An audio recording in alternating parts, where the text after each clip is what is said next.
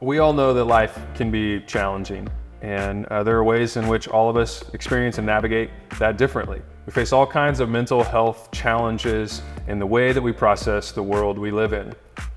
Every single one of us experiences loss, and that can be challenging to navigate. We experience grief in different ways. And so to help our people, to help one another, we've invited Rashida to come and help us. She's a licensed clinical professional counselor with Mustard Seed Counseling and is here to talk us through how do we navigate loss and grief well, and how do we help people around us do the same.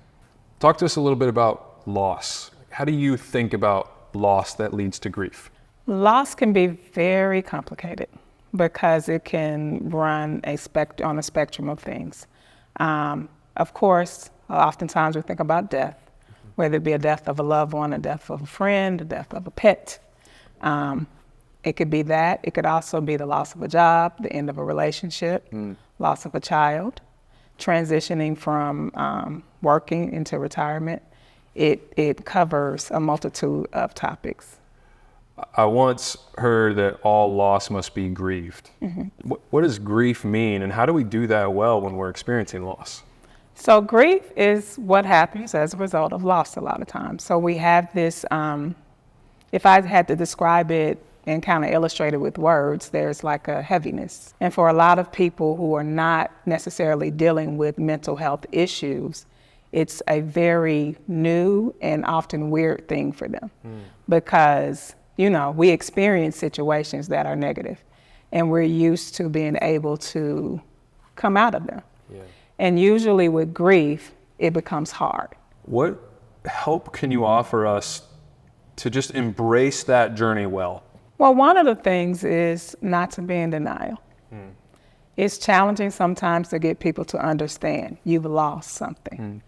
A week ago, this wasn't your life. 2 weeks ago, this wasn't your life. A month ago, this wasn't your life. This is now your life. And so when we talk about even the stages of grief, acceptance, and getting to that point of acceptance, you have lost something.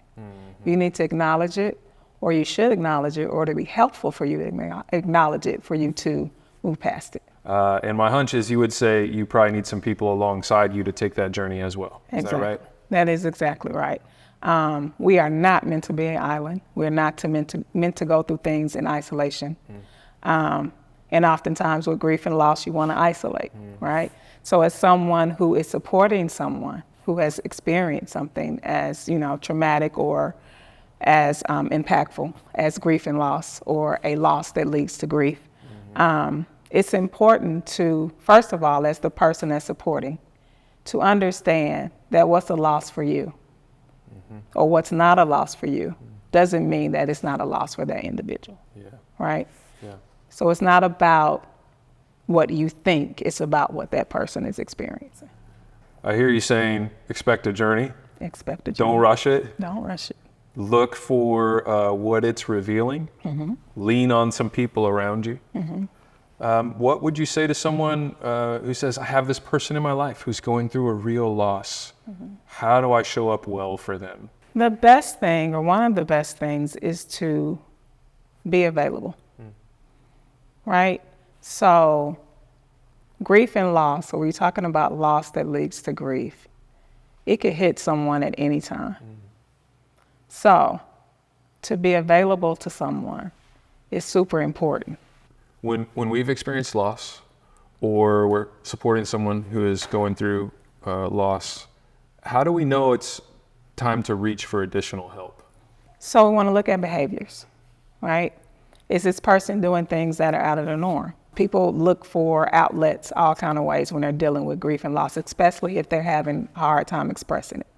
So we want to look for things that become abnormal in that person's lifestyle to say, hey, maybe it's time for you to go speak with someone. So when we see some of these behaviors that are really out of character, we've been present, we've been available, we've been as supportive as we know how to be, and yet they kind of persist.